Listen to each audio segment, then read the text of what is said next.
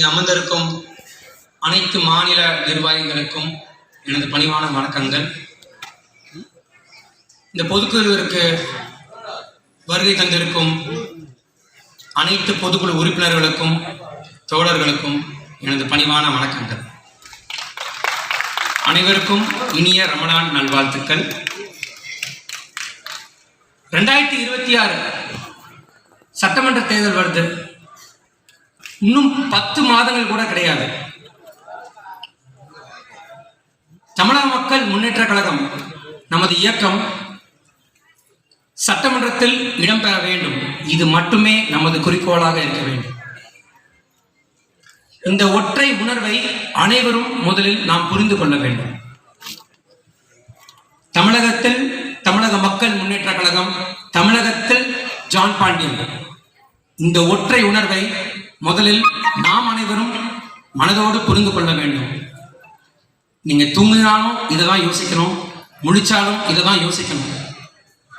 காரணம், இதற்கு முன்னாடி அழகா சொன்னார் சுதாகரன், நம்மளை இழிவுபடுத்திட்டே இருக்கிறாங்க. ஆனா அதுல இருந்து நம்ம வெளியே போனோம்னா நமக்கு ஒரு அரசியல் அதிகாரம் தேவை. தமிழக அரசியலில் நாம் ஒரு முக்கியமான கட்சியாக நம்மளை பார்க்குறாங்க. எந்த கட்சியெல்லாம் அனைத்து கட்சி கூட்டத்திற்கு இவர்களெல்லாம் அழைக்கணுமான் ஒரு காலத்தில் இருந்தவர்கள், இன்றைக்கு ஆட்சி பீடத்தில் இருக்கும் அவர்களே நம்மளை கூப்பிட்டு நம்மளிடம் பேச்சுவார்த்தை நடத்துகிறார்கள். ஒரு தேர்தல் வரும்போது கூட்டணி வைத்துக் கொள்கிறார்கள்.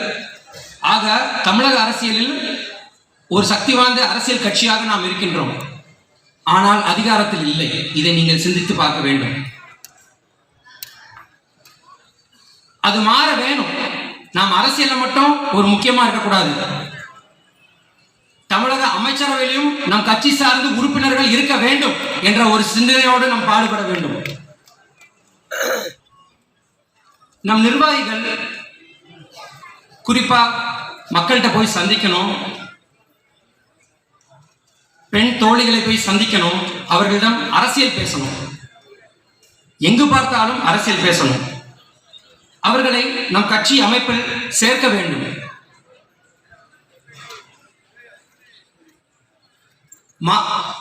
ஒவ்வொரு திங்கட்கிழமையும் மாவட்ட ஆட்சியர் அலுவலகத்தில் நம் மாவட்ட செயலாளர்கள் மற்றும் முக்கிய பொறுப்பாளர்கள் மனு கொடுக்க வேண்டும். அது மக்களின் நியாயமான கோரிக்கை மனுவாக இருக்க வேண்டும்.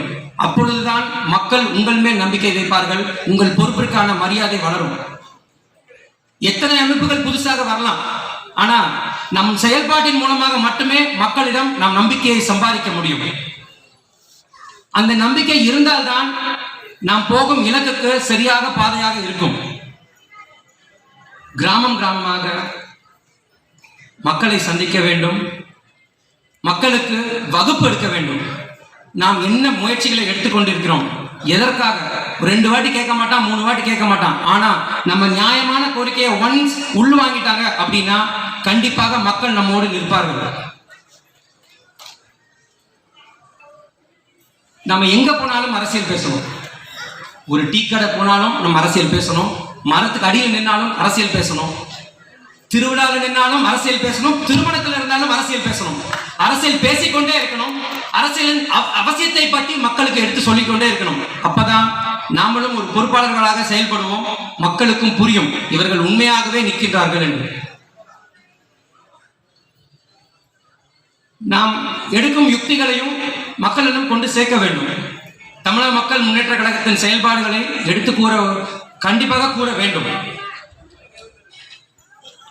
அனைத்து துன்ப பூட்டுகளிலும் இருந்து நம்மை விடுவிக்கும் திறவுகோல் அரசியல் அதிகாரம் மட்டுமே என்று முதலில் நீங்கள் உள்வாங்க வேண்டும்.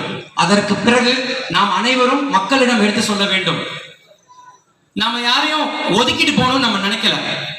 எங்களை ஒடுக்காதீங்க அப்படின்றதுக்கு தான் நம்ம அரசியல் அதிகாரம் வேண்டும்.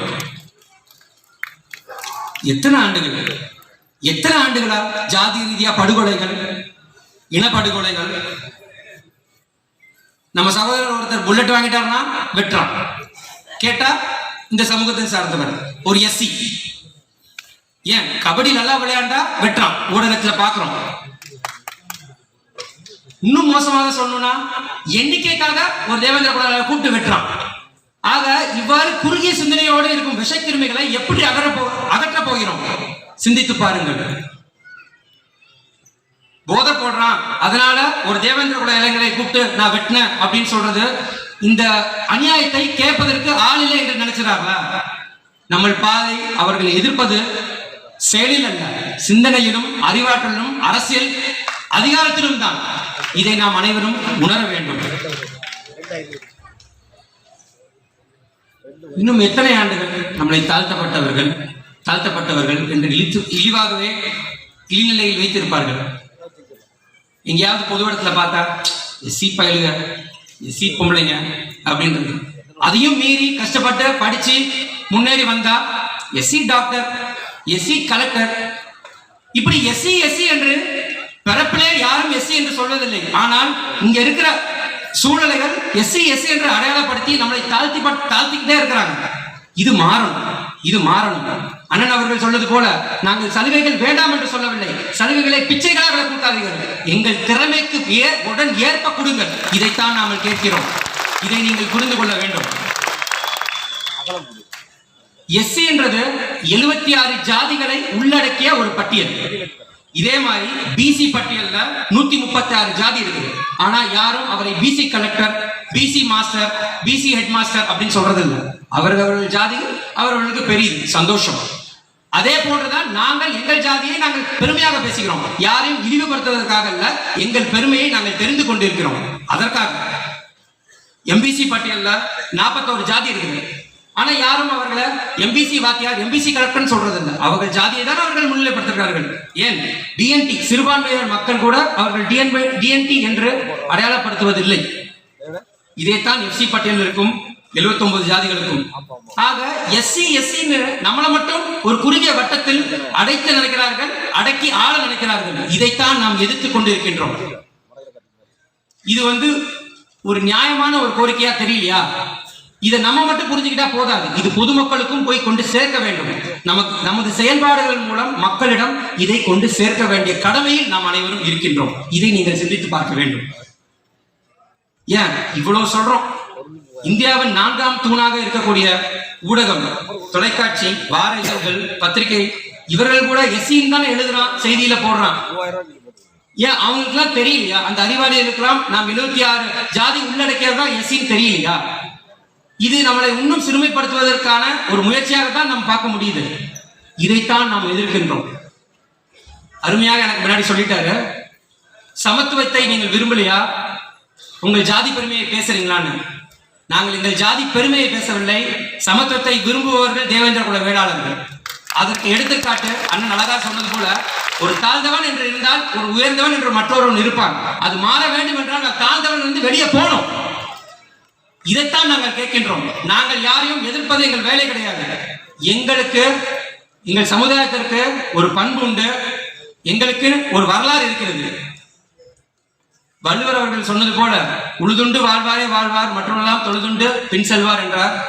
ஆக அத்தகைய மூத்த குடியில் உழவர் குடியான நாம், விவசாயத்தை தொழிலாக வைத்திருக்கும் நாம், எப்படி ஒரு தாழ்த்தப்பட்டவனாக ஒரு வரலாற்று பிழையால் மாற்றப்பட்டோம் என்று அனைவருக்கும் தெரியும். தெரிந்தும் செவிசாக்க மறைக்கிறார்கள். மகளிர் அணி அழகாக சொன்னாங்க, நம்ம ஓட்டு வேணும், ஜெயிக்கணும், ஆனா நம்மளுக்காக பேச மாட்டாங்க. என்னைக்கு நம்முள் ஒருவர் நமக்கானவர்கள் அங்கு அமர்ந்து சட்டமன்றத்திலும் பாராளுமன்றத்திலும் பேசுறாங்களோ அன்னைக்கு இந்த நிலை மாறும்.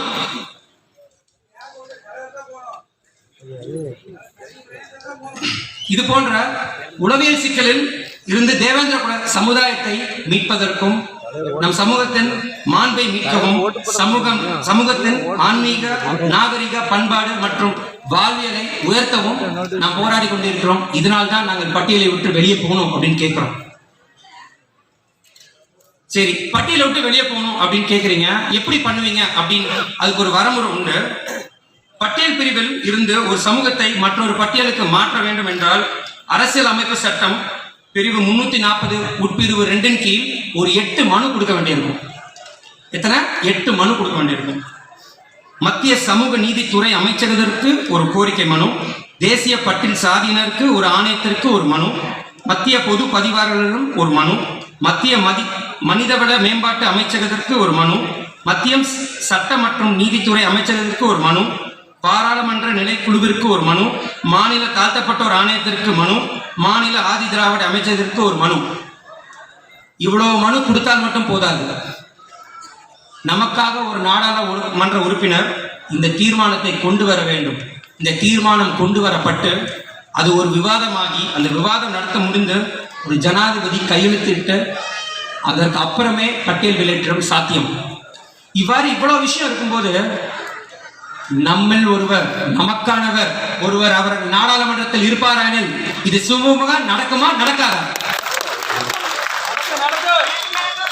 இதற்கு சான்றிதழ், இதுக்கு எடுத்துக்காட்டாக மகளிரணி சொன்னது போல நம் கருஞ்சட்டை போராட்டத்தின் மூலமாக அரசாணையை பெற்றுவிட்டோம் தேவேந்திர குல வேளாளர் என்று.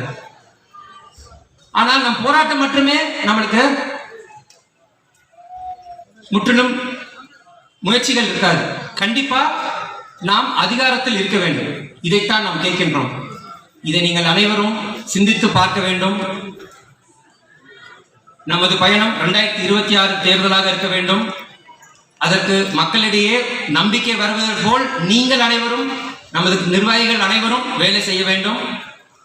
நமது தலைவர் அவர்களை சட்டமன்றத்தில் அனுப்புவது நமது கடமையாகும். நமது சமூகத்தின் பிரச்சனையை நம்மால் ஒருவர் உள்ள உட்கார்ந்து பேசினாதான் இது நடக்கும். அரசியல் அதிகாரமே நமது முதல் அதிகாரமாக இருக்கணும். அரசியல் விடுதலையே சமூக விடுதலை என்ற கோட்பாடோடு நாம் அரசியல் செய்து கொண்டிருக்கின்றோம். இதை ஏற்ற எவரும் நம்மளை தவறில்லை என்றுதான் நம்மளை ஏற்றுப்பாங்க. இதை நீங்கள் சிந்தித்து செயல்பட வேண்டும் என்று அனைவரும் தமிழக மக்கள் முன்னேற்ற கழகம் 2026 சட்டமன்றத்தில் கால் பதிக்கும் வரை போராடுவோம், வெற்றி பெறுவோம். நன்றி, வணக்கம். தலைமை தாங்கி கொண்டு நடத்திட்டு கொண்டிருக்கும் தமிழ்ன வேந்தர் அவர்களே, கட்சியின் பொதுச் செயலாளர் அவர்களே, மாநில நிர்வாகிகளே, மண்டல நிர்வாகிகளே, இங்கே திரளாக அமர்ந்திருக்கும் பொதுக்குழு உறுப்பினர்களே, மாவட்ட பொறுப்பாளர்களே, என் தொண்டர்களே, அனைவருக்கும் என் சிறந்தாழ்ந்த வணக்கத்தை தெரிவித்துக் கொள்கிறேன். தமிழக மக்கள் முன்னேற்றம் கழகம் தொடங்கி 25 ஆண்டுகள் இதுவரைக்கும் நம்ம நடத்திட்டு வந்திருக்கோம். பல பெருமைகள் இருக்கு நம்ம கட்சிக்கு. அதெல்லாம் நினைவு கூறும்படி சில விஷயங்களை நான் சொல்றேன். அதே மாதிரி நம்ம சில விஷயம் இதுக்கு மேல என்ன பண்ண போறோம் அப்படின்றத சிந்திக்கவும் சில விஷயங்கள் நம்ம பேச வேண்டும். குடும்பன், காலாடி, பன்னாடி, கடையன், வாதிரியான், பல்லன், தேவேந்திர குலத்தான் என்றுதான் நம்மளை கூப்பிட்டு இருந்தாங்க. ஆனா இப்போ ஒரே பேராக தேவேந்திர குல வேளாளர் என்று அழைக்கிறதுக்கு நம்மளுக்கு முழு காரணம் தமிழக மக்கள் முன்னேற்ற கழகமும் நம்மளோட தலைவரும் தான். அதை நம்ம பெருமையா சொல்ல வேண்டும், நெஞ்ச நிமிர்த்தி சொல்ல வேண்டும். அதே மாதிரி முன்னாடிலாம் நம்மள நீ யாருடா அப்படின்னு கேட்டா நம்ம மக்கள் குறுகி பதில் சொல்ல முடியாம நிற்பாங்க. எஸ்சி, பல்லன், அரசினன் அப்படின்னு சொல்றதுக்கு வெக்கப்பட்டு நின்னாங்க. ஆனா இப்போ தேவேந்திர குல வேளாளர்னு சொல்லி தைரியமா யார் கேட்டாலும் நம்மளால சொல்ல முடியும். அதுக்கு காரணம் நம் தலைவரும் தமிழக மக்கள் முன்னேற்ற கழகம் தான். முன்காலத்துல கோயிலுக்குள்ள போறதுக்கு நம்மளுக்கு தடை விதிச்சிருந்தாங்க. நம்மளோட மரபை அவங்க மறைச்சு நம்ம கோயிலுக்குள்ள போகக்கூடாதுன்னு சொல்லியிருந்தாங்க. ஆனா நாங்க தாழ்த்தப்பட்டவர்கள் இல்லை, நாங்கள் தான் கோயிலை கட்டினோம் அப்படின்னு சொல்லி அந்த 1528 நம்மளுக்கு பரிவட்டம் கட்டினதை திருப்பி மீட்டெடுத்து பரிவட்ட நாயகனாக இங்க அமர்ந்திருக்கும் நம் தலைவர் தான். அதை நாம் கூறும்படி நாம் நினைவு கூற வேண்டும். அதே மாதிரி காஞ்சிபுரத்து புஷ்ப பல்லாக்கு, அங்க நம்ம தேவேந்திர குல வேளாளர் பல்லாக்கை தூக்குகிறார்கள். அதை வரவேற்றும் விதமாக நம்முடைய இஸ்லாமிய சகோதரர்கள் அதை வரவேற்கிறாங்க. இந்த சமத்துவத்தை ஏற்படுத்தி தந்தது, இதை நிலைநாட்டினது நம்முடைய தலைவர் தமிழ்ன வேந்தர் அவர்கள். இப்படி பல விஷயங்கள் நம்ம பேசிக்கொண்டே போகலாம், நேரம் கிடையாது. சிந்திக்க வேண்டிய விஷயங்கள் நிறைய உண்டு. மக்கள் ஒரு பிரச்சனைன்னா நம்மளை தேடி வராங்க. ஆனா அதே தேர்தல் வந்துட்டா அந்த வாய்ப்பை நம்மளுக்கு எப்பவுமே அளிக்கிறது இல்லை. அதை ஏன்னு நம்ம சிந்திக்கணும். நாம மக்களோடு மக்களாக போய் அவங்க கூட இருக்க குறையை நாம் தீர்க்க வேண்டும், அரசியலாக்க வேண்டும். அவங்களோட அரசியலோடு நெருக்கம் கொள்ள வேண்டும்.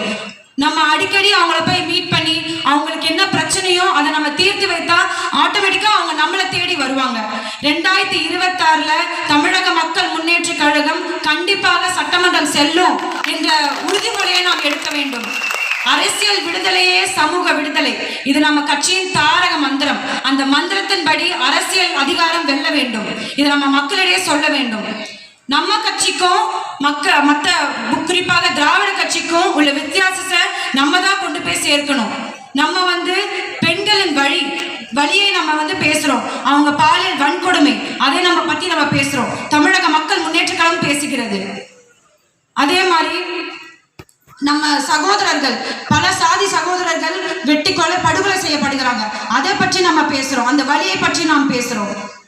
நிறைய வழிகளை பற்றி நாம் பேசிக் கொண்டிருக்கிறோம். ஆனா நம்ம ஓட்டுகளை வாங்கி சட்டமன்றம் செல்றவங்க இதை பத்தி யாருமே பேசுறதே கிடையாது.